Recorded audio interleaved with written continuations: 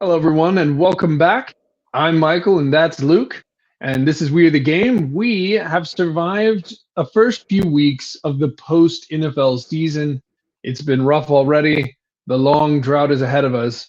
And we're taking the time to look back on the season for the Arizona Cardinals today. And what was a season that went quickly off the rails. And we're just trying to think back over it and look into the reasons why. So with that, Luke, since you're the Cardinals fan, I'm just a fly-by-night person on fan-wise on it. Uh, what do you think? Where would you start with what all happened during the season when you look back across it? Well, yeah, I mean, if this was like 100-meter hurdles, we got over like the first two hurdles kind of clumsily and then tripped over every other hurdle for the rest of the race. That was you talked about it going off the rails pretty quickly. Yeah, it was gone in a hurry. So, Yeah. um, I have to acknowledge the injuries. I do believe that's probably the biggest thing here. It's as fans, we did not much care for it when it seemed like the organization was leaking out and was kind of pushing this narrative. I was like, hey guys, look how many injuries we had, because we don't want you to be using those excuses.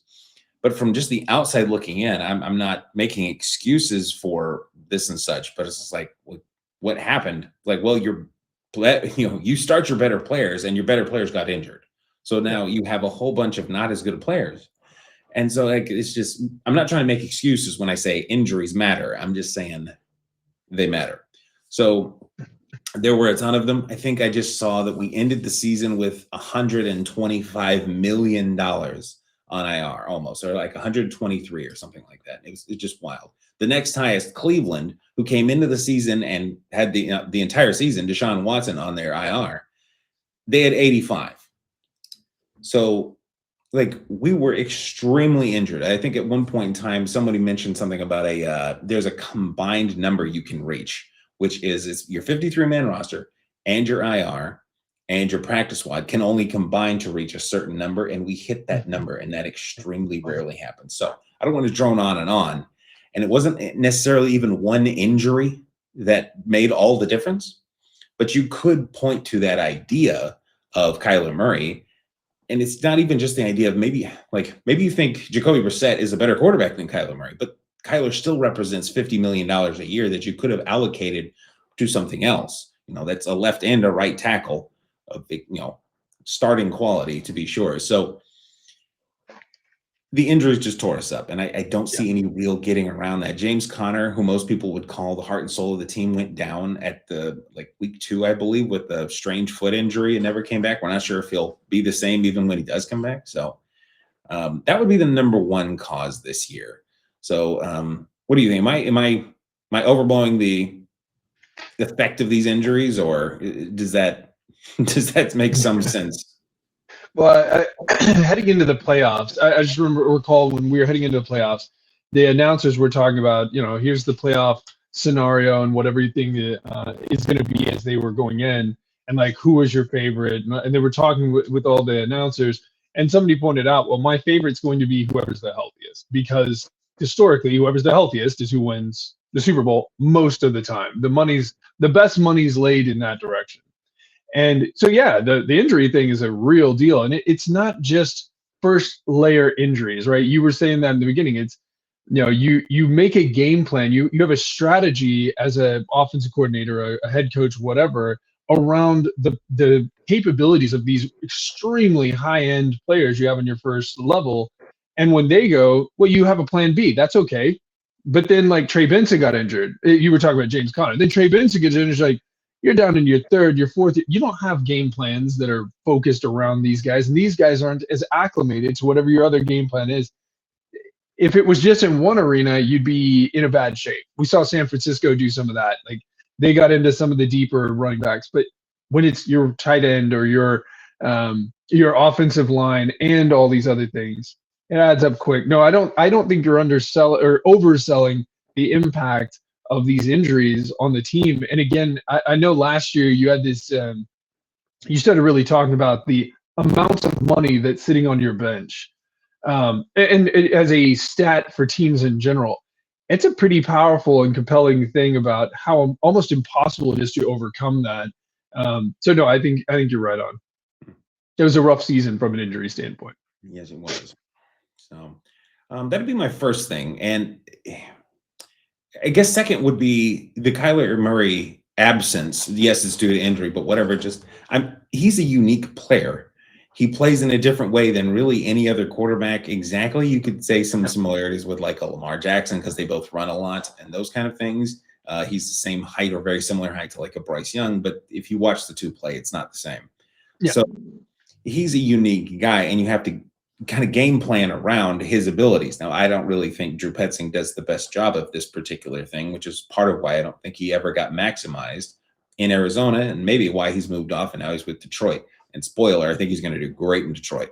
He's going to make us look really stupid, but that's something else. But for Kyler missing, and I just kind of hark back to the whole, like what he represents, even if, I mean, he was 2 out of 3 of our wins on the year, and in the first 5 games, we shouldn't have lost that Titans game. And that really, I have a hard time pinning that on him with the other things that happened. And if you can't remember what happened, just go watch it. It was terrible. But anyway, losing your starting quarterback, especially one that you've paid that much money to, it's just going to derail any. I don't think the Chiefs won another game after Patrick Mahomes went down.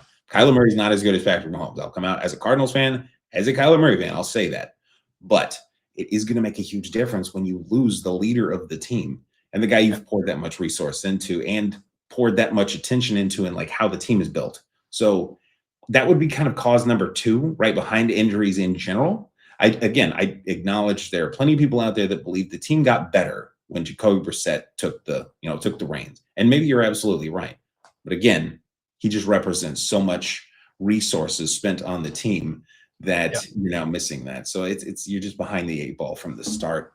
I know you land a little differently on Kyler than I do, and I still talk to you somehow in spite of that. But is that something that I'm taking too much, or should I be looking at that as like addition through subtraction when we lost him and went to Jacoby? I think to be fair to Kyler, what Jacoby brought to you was more consistent ball movement down the field.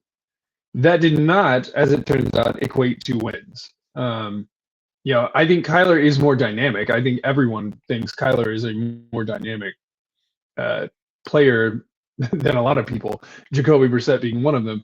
But I do think that Jacoby showed that he can move up and down a field fairly consistency with tools that honestly it's the part where it felt like, and we were talking about this earlier in the season, it's like Kyler just did not seem to be on the same page with those tools. Marvin Harrison and him seem to not be on the same page. It's just different parts. Some of that builds over the season. Anyway, I think that once Kyler was out, yes, that made another big impact to the season. Probably both just by the fact that dynamic piece is missing, but also as you said earlier, it's like the team leadership part is like, what impact does just that transition have on the morale, the chemistry, all of that of the team as a whole? I think that was a very pivotal moment as well.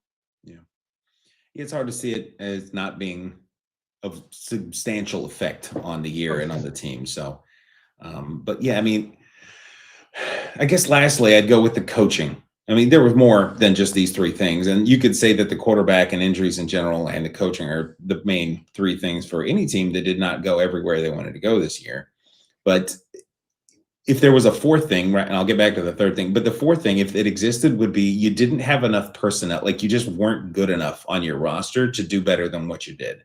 And I don't think we really suffered from that. I think that we had a good enough roster that we should have won several more games, not 17 or anything, but like several more games than what we won.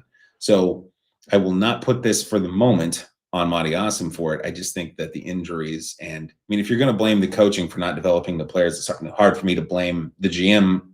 It's like, well, were they uncoachable or were they just not coached well enough? And that kind of brings me to the 3rd one, which is coaching.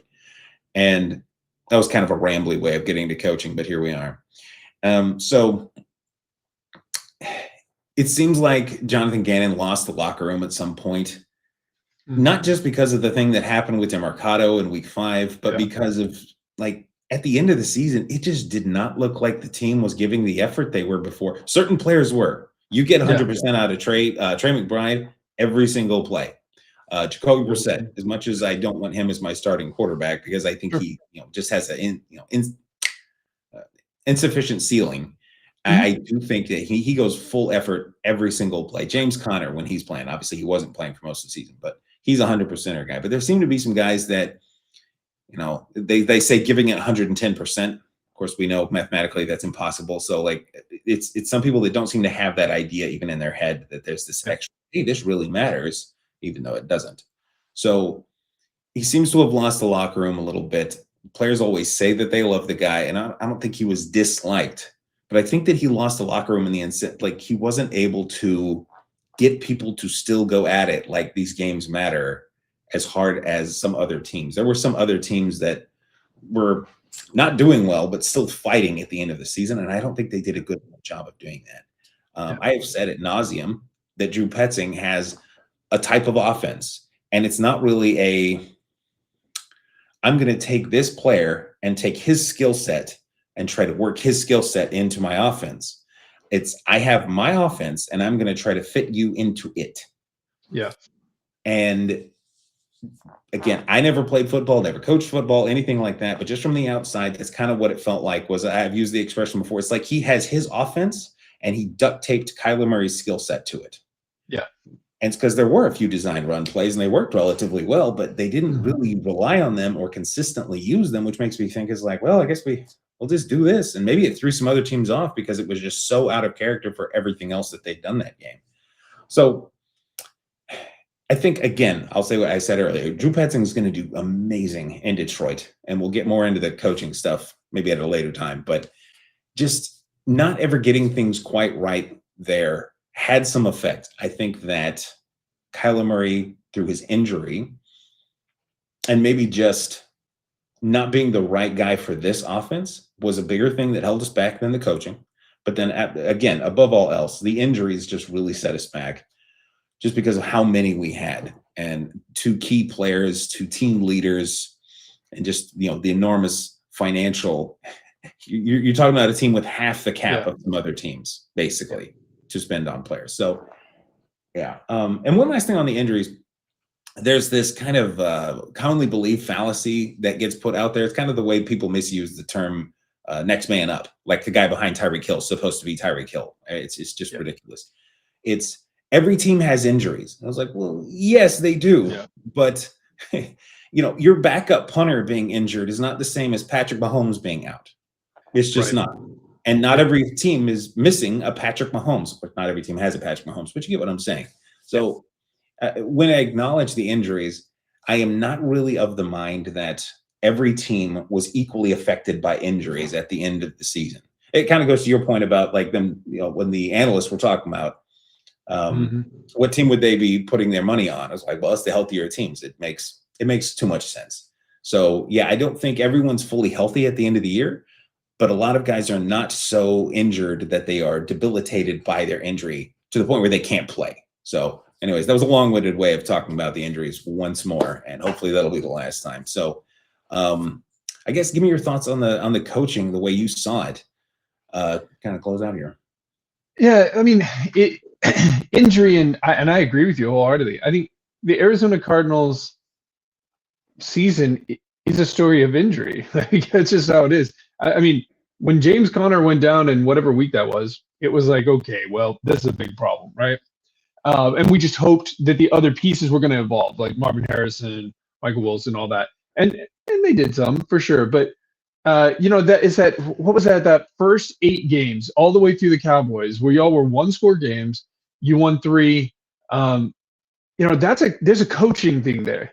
And in a lot of those losses, the Titans game being one of them, there was things there where it just felt like, man, this was a coaching situation. Like, this was a coaching loss. This is not Sam Darnold threw 4 interceptions and the Rams held on for a win. Like, it wasn't like that. It was like, man, this was a winnable game, and some decision here through it all.